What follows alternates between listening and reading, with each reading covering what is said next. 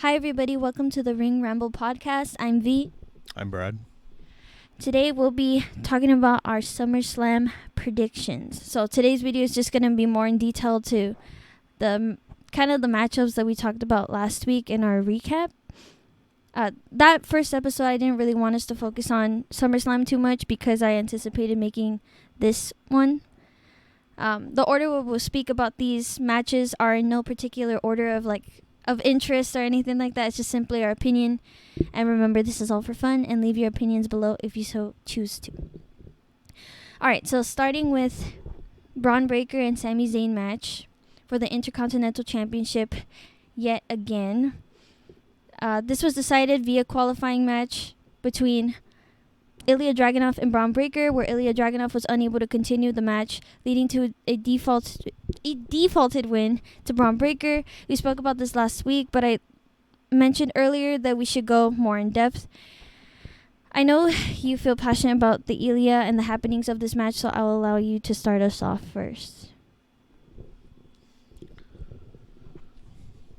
Well, I guess I would just say that when it comes down to the match between Sami Zayn and Bron Breakker, my opinion is that I feel that Sami Zayn will maintain his championship.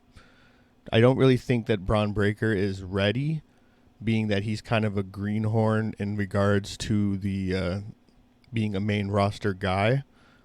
I don't see him actually winning, but I do see him basically paving himself a way to become a champion down the road. I feel like as of right now that Sami Zayn is doing pretty well holding on to the title. I just don't think at this point in time that somebody that's new should be coming in and overthrowing his title. But I mean, I could see, some different situations that occur that would make me think that there is a possibility that Bron does win. But I feel like if Bron is going to lose, I don't think he's going to lose clean. There could be some sort of DQ. There could be an Ilya interference, which I doubt. But at the same time, who knows? That's kind of that's basically my take on it. What do you think, V? Honestly, I have actually more to say than you did. I actually anticipated you to say more. But the reason why I have more to say is because I actually think Bron Breakker is winning this one. I think it's 2 times a charm kind of deal. I'm not that hyped for this match in all honesty because we just saw it last pay-per-view. And while I don't have an issue with, repetitive matches and pay-per-views like Brock Lesnar and Cody Rhodes, they had great matches. But in this case, I just don't like the build-up between Bron and Sami. And I'm also really not impressed by Sami as the Intercontinental Champion. But I want to say first, don't get me wrong, Sami has historically been a great fighter in the WWE and in the underground scene, but I don't think he's developed enough on his own. And what I mean by that is, in the beginning of his time on the main roster in NXT, he was known as the underdog of the underground. It was all about being determined and clawing his way up to the top. But after he won, I feel a bunch of championships over time, I feel like he's definitely lost that name. They still call him the underground underdog, but I just don't agree that he's that kind of guy because of the accolades that he has. And an underdog to me would be Apollo Crews or Baron Corbin, for example. But I definitely think that Sami's been in the position similar to those two where he was underappreciated. But I do believe that Gunther needed to lose his Intercontinental title soon. I am one of those people that felt like Chad Gable should have been the guy, and that's also another big underdog in the WWE. But I find Chad Gable and Sami Zayn similar in ways because, Sami Zayn had this terrible rebrand at some point, and so did Chad Gable, being called Shorty G during the pandemic. So they've been underappreciated. Now onto Bron Breakker, his character is just not as scary and not as cool as they try to make him out to be. Well, in his NXT days, he was literally unstoppable, and when he lost, he was just more determined. He wasn't really a whiny baby about not getting what he wanted. And it's really gotten old quick that Bron whines about not getting opportunities. So I just think he's just very different, and he just gets super offended all the time, and it's not the same because I followed him since his NXT days. And I will say that Sami's promo work with, I've talked about it before with like the determination and the clawing your way towards things. I feel like it fits perfectly against Braun's character with really like just trying so hard like because of his ego and not really just because like just being determined and taking these losses. So I think they complement each other in that way. But I want to believe that Sami's kind of more a transitional champion, similar to how Becky Lynch was. I just feel like Braun has the means to be a champion. And I see that happening also because in his NXT days, he won the championship relatively quick. And he had it for a long time, almost like a year, I believe. So I just see Braun making it. And you know what? I think there's a lot of ventures for Sami Zayn after this. Like, becoming a tag team with Jey Uso potentially. And that also could lead into him going back into the Bloodline story whenever Roman returns, which I believe would happen this SummerSlam. So those are my thoughts. I'm pretty sure Braun Breaker's winning that one. That's just how I feel. So now on to LA Knight and Logan Paul. I'll start off. But I believe that LA Knight is winning this one. And I'm actually fully confident that he's winning this one. I mean, we're in Ohio, where Logan Paul's been born and raised. He's like the ultimate heel in and out of the WWE. I don't think the Ohio people like him very much. And he's got legal issues. Dare I say, like crypto zoo issues. He's got a lot of issues legally going on right now. And Logan losing in his home state to someone like LA Knight would just be like such a big deal. I mean, he's been advertised as the face of SummerSlam since they first, talked or about tickets or where the event is going to take place. I mean, like, he's the face of the show because he's from Ohio. And, people didn't like him very much last year. The people from Ohio didn't. He was insulting them and all that stuff. So I just feel like it's going to be a good moment for LA Knight to win. I never saw LA Knight winning anything more than the United States Championship until last year, because last year was just his biggest year. And I honestly feel like they should have gave him a title like the United States Championship last year. However, now, like, I felt like his hype has died down, but I still think it's enough that he will beat Logan Paul because Logan Paul is just so hated. But yeah, that's basically it. I'm confident that LA Knight will win this one.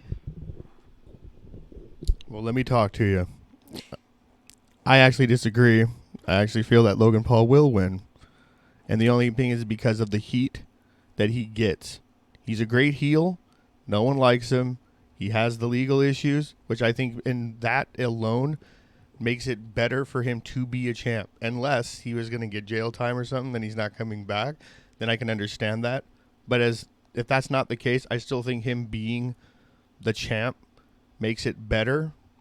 I think LA Knight is kind of a little bit over the hill. I think the gimmick's kind of starting to dwindle.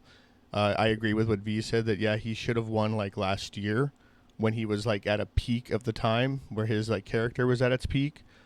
I don't see it happening, but then again, it is always possible. But I feel like at Cleveland, at Logan Paul's hometown, him winning will be hilarious in the sense of the boos and the anger that would come from it. So I would like to see that. Yeah, no, I just feel like him losing just makes much more sense. Like, I just feel like people will literally celebrate the fact that not only LA Knight's winning, but the fact that Logan Paul is losing in a place that he claims is the best thing that ever happened to Ohio was him. So well, let's not forget that Roman Reigns, and a lot of times there was times where he was the champ, when he was champ, that a lot of people were very angry that he won, and it actually made it better for the next time that he went up against somebody, because this time they thought it was going to be the time. Well, what time of Roman are we talking about? Because if we're talking like early, like 2015, 2016, 2017, I mean that's not really fair to say, because I'd say that Vince had a bias towards him, and I don't think Triple H has a bias towards Logan Paul in that way. I don't honestly.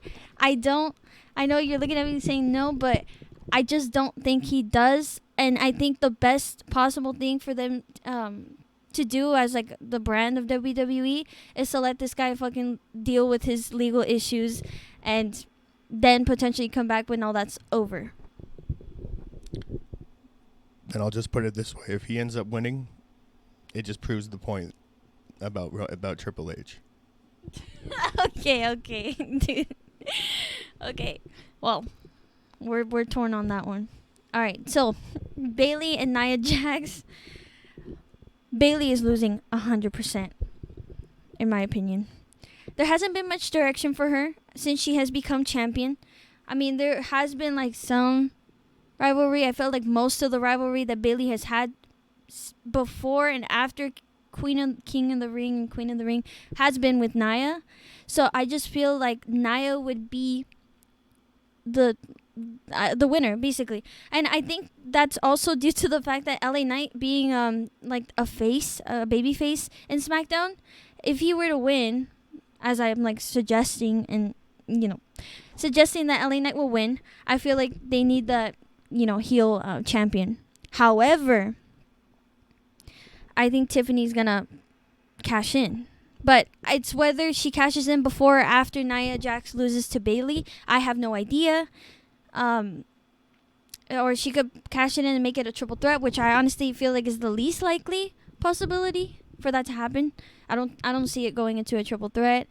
Yeah, there's basically infinite possibilities, because I also see Nia being friends with Tiffany still after the cash-in. As long as Nia loses beforehand, I'm pretty sure they're gonna like be like, oh, this is our title together. Like Tiffany will probably say like, we want this together kind of thing to keep her around. But at the same time, I feel like Nia also wants the championship for herself. So I feel like maybe down the road, if they want to play the long game, Tiffany could have the championship and be like, this is for us kind of thing. And then Nia becomes kind of vengeful because she felt like that was rightfully hers, even though she ended up losing. And then, will lead up to a match between Tiffany and Nia in the future. And I just feel like the most likely scenario is that she will cash in after Nia loses. Or no, she'll cash in on Nia. That's what I feel is the most like reasonable or like most predictable story that they're gonna go for. I feel like they're just gonna cut that friendship short, and it would make for a really intense and sudden moment if Tiffany were to cash in on Nia being newly champion, and it'd be very reminiscent to Drew McIntyre when he won the championship for a short amount of time at WrestleMania. And I also believe that would be the case too, because no lie, like not a lot of people like Nia Jax. She was getting booed heavily when she got drafted to SmackDown, and I don't even think that was because she was a heel. I just genuinely think that not a lot of people liked her in her career, and I think it's time for her to hold the championship. I don't know if that's like for a long time or not, but it's because since WrestleMania 34, she won the Raw Women's Championship, and she didn't have it for very long. So, yeah, I think she's bound to hold it, but not very long. I think Tiffany's going to take it away. Well, actually kind of going on to this little side road here that I kind of feel like it's really depending on what Tiffany Stratton is going to do. I think it's either Bayley could win, Tiffany Stratton cashes in. I think either way, whoever wins this regardless, that she's going to cash. If she turns on Nia, that kind of shows, because we've seen a couple of little incidences where she was wrestling on a SmackDown episode and she looked like Tiffany was about to cash in, and Nia was kind of giving her the side eye. So, like, that kind of puts it in that direction. But I did have this one, like, wild idea that's probably really, the possibilities of this is happening is very, very slim.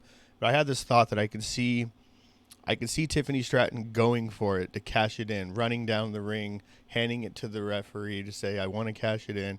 And they're about to cash it in, and all of a sudden, Charlotte Flair's music hits. And, like, when she has the utter shock on her face, it's either she gets pinned or something.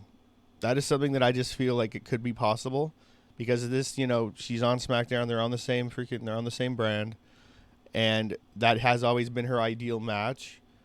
And she's a horsewoman too. Right. So I guess that could be like, Charlotte comes out to help her, so that's something that I just like, that's just a wild card idea. But I mean, just if I was going to throw out like what I really think, I feel like it's probably going to be, I'm thinking Nia is going to win, and I feel that Tiffany Stratton is going to cash in on her. Yep, I agree. I think just either way, Bayley is losing that one. Okay, now moving on to CM Punk and Drew McIntyre. I have a bit to say about this, especially watching Raw, but I just feel like Drew McIntyre is going to win this one overall. CM Punk has always had the upper hand when it came to like cheating Drew out of getting a championship, especially when he least expected it. For example, WrestleMania 40 and also the Clash at the Castle. Was it the Clash? Yeah, it was the Clash at the Castle.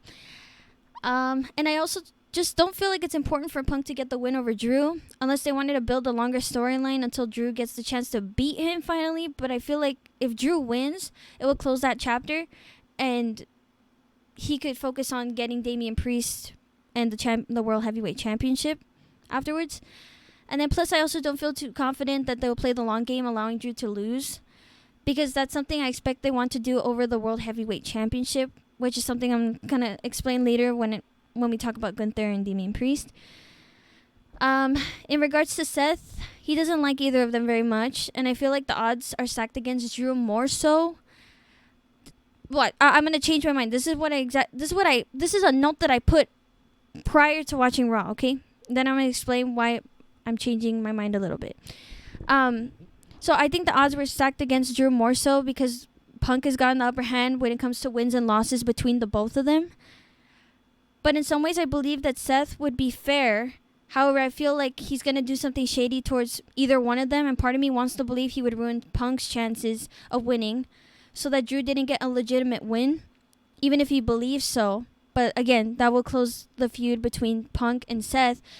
I mean, that will open a feud between Punk and Seth while Drew moves on to the World Heavyweight Championship. But I want to add that following watching Raw, Seth said that he doesn't want to be bossed around by either one of the guys during the match. But while they were there, he said, if either one of you touches me, the match is off. And CM Punk went as far as to literally leave the ring. And to me, that feels like he's just more of the aggressor in general, like he can't control himself, which is something Drew insinuated, saying that he can control himself. So because Seth mentioned that he doesn't want to be bossed around in the ring, I feel like CM Punk, because he's so aggressive, is going to do something to aggravate Seth. And then Seth is going to purposely ruin CM Punk's win, basically. So I think that basically my prediction was correct. I just wasn't sure how it would lead up to him like actually, being unbiased.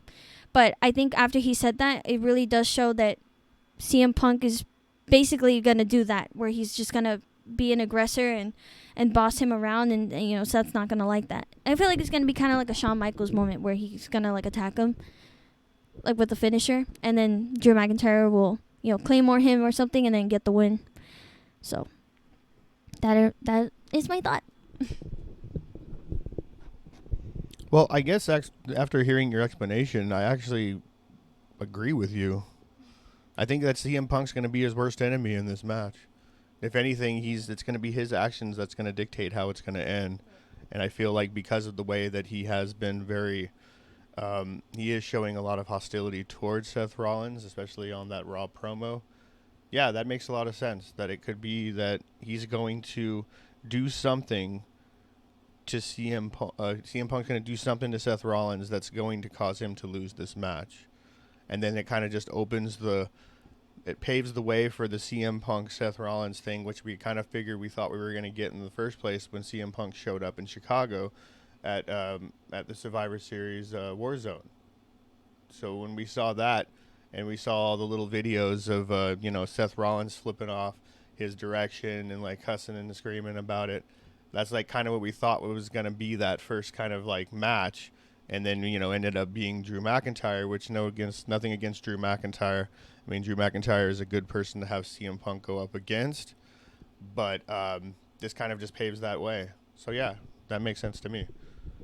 I'd also like to add too that Drew also told CM Punk, like, are you forgetting that you have a match with me kind of thing, because CM Punk got a little fired up about Seth Rollins. So yeah, all of that whole segment just really cements the fact that Drew McIntyre will get the dub. Okay, so moving on to Rhea Ripley and Liv Morgan. I know we agree on this. Liv Morgan is winning this one. However, it's kind of up in the air whether Dominic will play a part of it for sure. but it's whether he's gonna actually betray Rhea as a whole, or like in the past where he tried to help Becky Lynch with like a steel chair, or help other people try to defeat Liv Morgan with any object and stuff. It ends up working in Liv Morgan's favor. So part of me feels like whatever he does, it's gonna give Liv Morgan the win, whether he's trying to help her intentionally or not. And I'm also confused whether Rhea would find it endearing that he's trying to help her there, or she'd be more upset of the fact that he's distracting her and her match. And I know for sure that Liv Morgan's not going to be distracted by Dominic because of that promo that she did, crying and being vengeful over Rhea and Dominic especially. Unless she and Dominic have been talking like behind the scenes and stuff, and she knows that Dominic is choosing her over Rhea in that moment. That's the only way I could see her being okay with him to some degree, and not, getting a little bit distracted. Because if she is still talking to him, I'm pretty sure she'd get distracted like she used to. And yeah, for those who may or may not know, that Liv was the last person to pin Rhea in a singles match before Rhea's reign of terror and having been in the Judgment Day. So I'm not surprised that Liv would win this match. I'm just not confident at all that Rhea would win. So Liv is my solid choice for a winner. I guess it's really about if Dominic chooses the blonde or the brunette in this situation. I think the Rhea and Dominic scenario has been something that's been pretty good for Judgment Day for a while. But I really believe that he's going to make a decision, and he's going to go for Liv, and he's going to do something to make Rhea lose. Yeah, that's all I have on that one. I really just feel like that's what's going to happen. It's really painting it to that direction. They're really pointing it to the direction that this match is going to rely on Dominic's decision, the choice that Dominic makes. And I feel like he's going to choose Liv, and that she's going to maintain her title. Yeah, and like I said prior, I really had some different thoughts about this matchup before Buddy Matthews re-signed to AEW, because I really thought that, Dominic would help Rhea, and they'd play kind of like this long game of still being together, but, behind Rhea's back, Dominic's still speaking to Liv, and then eventually Rhea would be with Buddy in the WWE if Buddy had come to the WWE, but that's not happening. So to me, I just feel like I think in the end, Dominic's going to be with Liv in somewhere or another. And then on top of that, with the whole Judgment Day kind of being iffy with one another, I feel like Rhea and Damien are the closest in that group. And I feel like they're just better off just being as themselves right now because of the tension. I feel like Dominic would leave to go with Liv.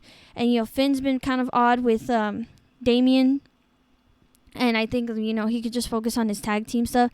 As for Carlito, I really don't know. But I feel like we're kind of nearing the end or potential downfall of the Judgment Day soon with whatever Dominic chooses to do. Yeah. Especially if he chooses to help Liv. Okay. So we're moving on to Gunther and Damien Priest. So do you want to go first, or you want me to go first? Okay, I'll go first. I have a lot to say about this. I really want Gunther to win. However, I just do not think that is happening. So I looked over all of the decisions that I made, like my choices for winners and stuff, and I saw that there's about 3 new champions that I'm anticipating, and I just feel like it could go like one of two ways. Like Gunther will not win at all, or he would, but I just don't feel like it's going to be 4 new champions in just that one night. I don't know. It's just the vibe of I just think that's too many changes. I don't think Gunther will lose cleanly though. That is something because I don't see Priest being that 4th guy to defeat Gunther. However, if Priest does, win clean against Gunther, that's going to be a full babyface turn for Priest, which is something that they've been hinting at. Well, I mean, he's technically dubbed a babyface now, but that would definitely be it would put him over to be that ultimate babyface. But I just don't I don't think 2 South of Heavens are enough. Honestly, I feel like in some ways Gunther needs to maintain that image of being unbeatable or nearly unbeatable. and I don't want to make a comparison of two different types of wrestlers, but Sami Zayn and Ilya, their characters of like being, struggling and towards defeating Gunther are much more believable than anything Damien Priest can put upon in this match. So, yeah, I don't see it being anything but a DQ or something like that. But then, if it were to be a DQ, this is where I'm a little confused though.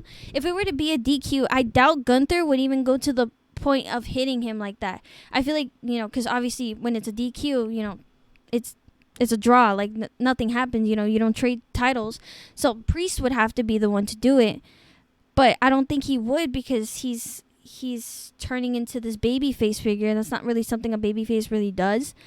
So it's kind of complicated, but I feel it in my gut that Gunther's not going to win. I just feel like there's something there or something that will happen that, he won't win. But although I really want him to. I'm kind of thinking of this thing that Gunther was saying when he was doing a promo and he was talking about Finn Balor and talking about how seeing like the real Finn Balor and that still has it, that Finn Balor with an edge. And for some reason it kind of makes me kind of look in the direction that maybe Finn Balor has something to do with this. I mean, there has been a few times in other episodes of Raw where there's been promo work where Damien Priest and Finn Balor would be talking to each other, and there's just some sort of like menacing look that Finn Balor gives when Damien Priest walks off. And I mean, and it's like, it's a small little thing, but it kind of says that it's kind of pushing in a direction that something is happening, that there is going to be some sort of breakdown with the Judgment Day. And I feel like this kind of like puts it into that space that like with this match, that Finn Balor has maybe something to do with Damien Priest losing, or actually just in that general. I think if anything, if Damien Priest is going to lose this title, I feel like it has to be some sort of outside thing. Some sort of influence has to occur. I mean, can Gunther beat him like in a straight up match? Yes. Are they going to have it be that way? Probably not, because it kind of opens up maybe a possibility for them to have like another match. Damien Priest tries to come back and win his title. This is just an offshoot like idea. I mean, if I just wanted to go just strictly on the numbers and everything, just go based off of how, it's kind of, like a standard view of it all, I would probably sit there and agree with what V is saying, that I don't think Gunther's going to win this match. But if there's all these other elements come into play, I would like to see, like, Gunther actually win. I do agree with what V's saying. I don't think Damien Priest is one of those people that are going to beat him. If you look at all the people that Gunther has lost to, these are guys that are outstanding wrestlers and have, like, a long history. Damien Priest, I don't know much of his background from when he first started, but just from what I've seen here and then with the Judgment Day, he is a good wrestler. I just don't know if it's like carrying the title when you look at like Seth Rollins before, having Damien Priest as a champion. It was good while it lasted, but I kind of really feel like Gunther is the guy that should be carrying the belt. Yeah, I mean, hence why he says like he's gonna restore prestige. I feel like genuinely he would. I don't think the title has been. I don't think it's been defended as good as I would like it to. Like, I honestly would go as far as to say is an example of a well-defended title is, while Gunther was Intercontinental Champion. And not only that, but honestly, Logan Paul as United States Champion, he hasn't had a lot of matches to defend it, but either way, they were really, really good matches. And with Damien, honestly, he's been kind of getting a little sloppy as champ. I'm not counting, obviously the time where he, got his leg stuck and... what was the other? Oh, the failed 3 count thing. Like, I just noticed that there are these little details in his matches where he does make mistakes. So, aside from his character, I just think that someone like Gunther is needed. But I also don't think it's something that should be rushed yet. I mean, it hasn't been that long since he last held the Intercontinental Championship. It's a little confusing how to play his character, because you want him to be this guy that's like, dominating everything as he usually does, but you also don't want him to be the same champ or the champ for just so long. That's something that people find boring now. This is why I also think they need to introduce more titles. I know, not like more like, oh, it's like a bunch of stuff. Like AEW has a bunch that really just do not mean anything in the scope of the whole show, and as opposed to the titles we have here in WWE. But I just feel like that there's something that these people need to go for, and Gunther, like, same thing with DIY kind of thing. Like, I just don't want them to lose right now, and I feel like there's better opportunities for them in the long run, but that hasn't been presented to them. I just really feel like they need to open more doors and pathways for some of these wrestlers, because I'd argue too that Ilya Dragunov is someone that should be a title holder even right now. Honestly, even right now, even though he just got into the main roster, but he hasn't been used that way. And I also don't think that I don't like the way that they've been using him.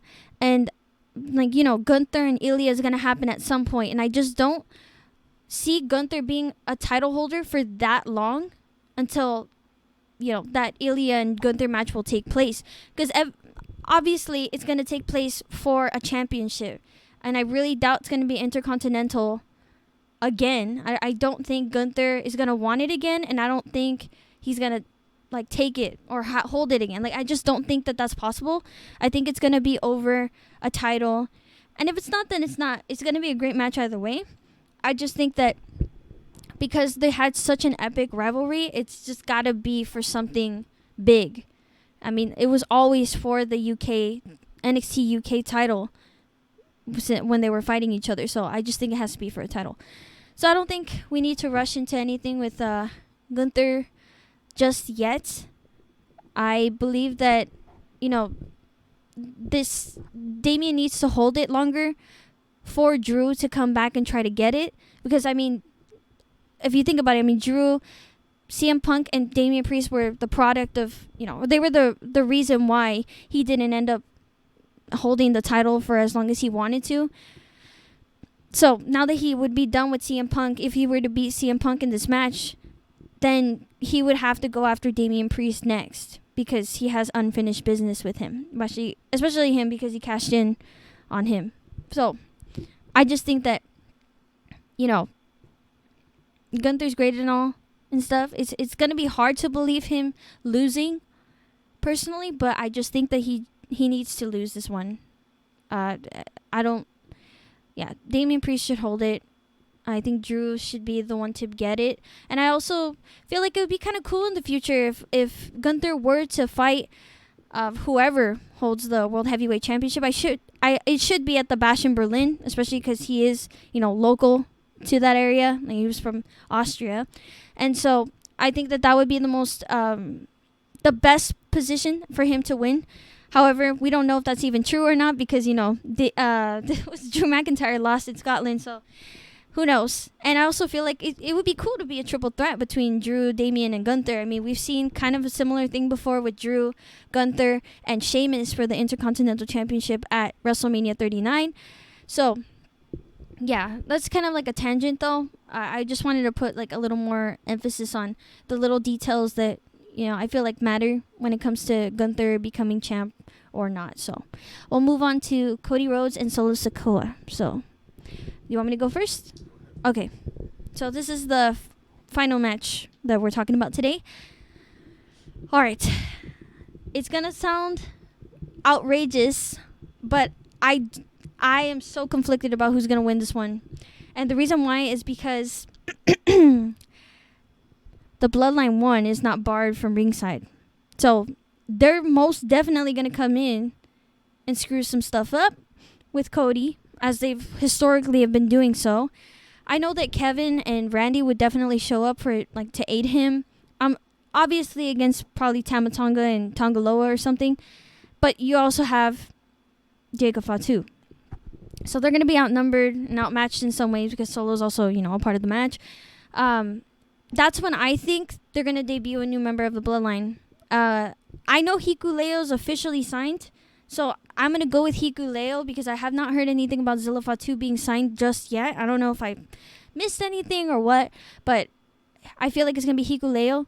Now, I just think that Hikuleo coming in is going to help support the odds against Solo. I think Solo is going to have a better chance at winning if he helps him and if Jacob Fatu helps him. I mean, realistically, I don't see anyone pushing back Jacob Fatu, whoever comes out. However, the only reason why I think Cody would win this one is if Roman comes before the 3 count.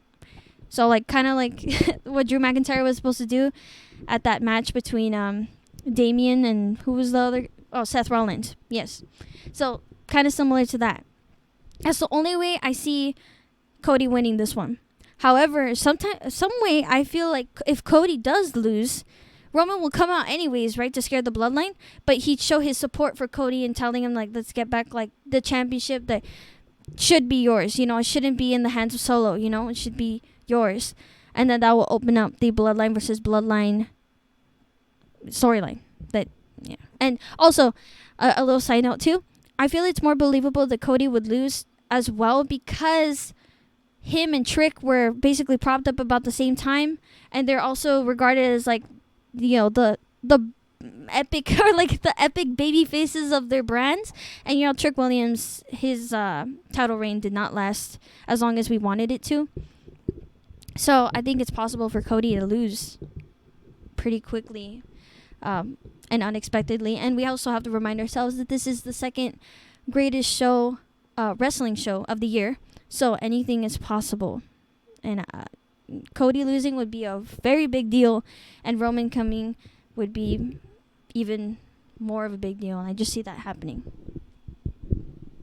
I just have the feeling that we're gonna hear Roman Reigns music, just like it's gonna kick off. People in the crowd are gonna go crazy, and it's gonna be that one moment for Cody Rhodes to pull off a victory. I don't think Cody Rhodes is going to lose this. I'm sure it's going to be, the odds are stacked against him. There's all the people from the bloodline are going to be able to come into the ring, but that also means that the tribal chief can show up as well. That's really my only opinion on it. I really feel like that's what's going to happen. I know Roman Reigns is going to show up in some capacity. Now, if he comes in and it ends up being that he, you know, helps Cody get the victory, then that's great. But it could be even more crazy is that Roman Reigns returns and then he turns on Cody, you know, and that would be something as well. So I'm actually looking forward to seeing how this match is going to end. I'd like to see if any new bloodline members do show up. Yeah, I'm really excited for that. Yeah, I'm really hoping that, you know, by the time SmackDown rolls around, that there is some kind of promo with Paul Heyman specifically to hint at that potential return of Roman. So hopefully we see something that hints towards that. I mean, it would be kind of cool to also just get that surprise in general, but I just don't see Roman coming out without Paul. I mean, he's going to be with Paul. And I honestly expected him to show up when Paul got slammed through a table, but that did not happen. So I think it's going to happen now. It's definitely going to happen now. It's just a matter of whether he comes out before or after someone wins this match. So that is all of our thoughts. So I'll just keep it short here.